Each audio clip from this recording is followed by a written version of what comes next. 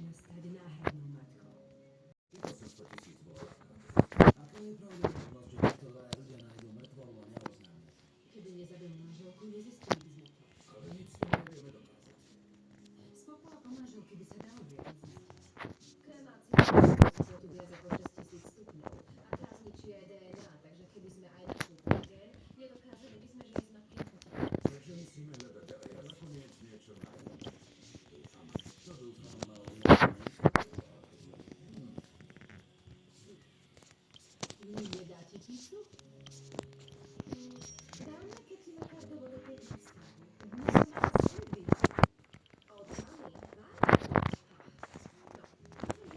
No, lebo ty zakračuje do mňa, už to mám. obchanie? Nie. Už viem, ako prekazíme Havardovi plány.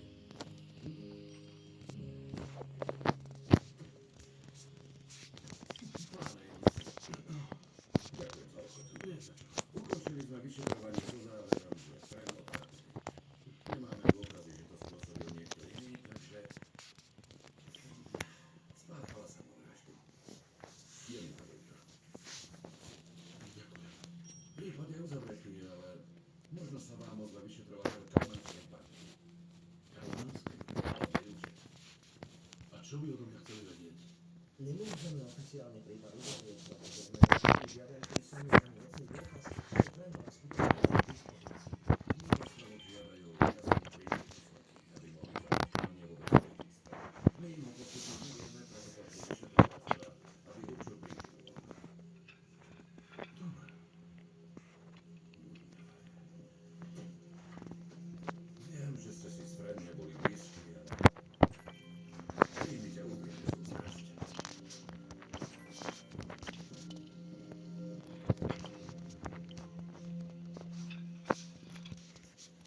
Prepustili nás. Poslali ma domov. Ale napriek tomu ma budú sledovať. No a teba prepustia koncom týždňa. Skôr ako odídem, by sme sa mali porozprávať o vážnych veciach. O detskom domove.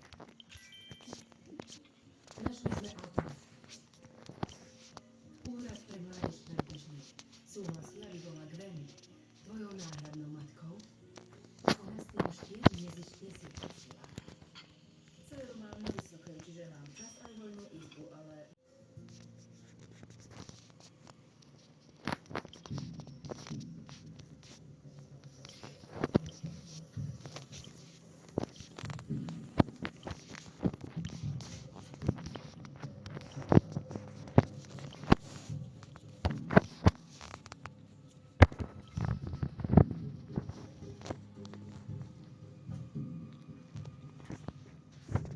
Ste chamtiví za mňa.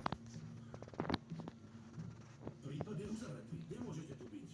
Lenže dom patrí banke a tá spovolila. V podstate tu nemáte byť vy. Franky, čo je vo vecku?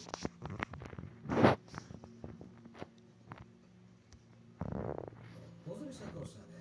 Návať sa snaží poskytnúť chýbajúce dôkazy o Frane nesamovražde. A určite tam budú aj stopy po polepale. Nepovedali sme vám, čo ju zabilo. Povedz mu práve. Howard Ames, máte právo mlčať. Čokoľvek poviete, môže byť na súde použité proti vám.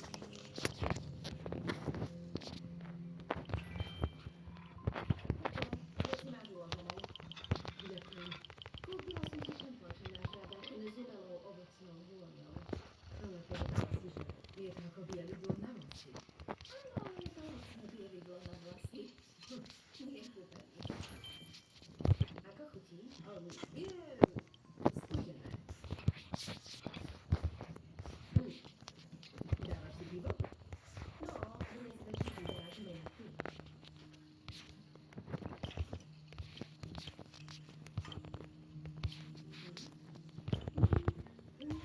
Celkom mi chutí. Áno, viem, vidíš, tak to začína. Nebude moja vina, ak budeš piť na exá, vygrkávať abecedu.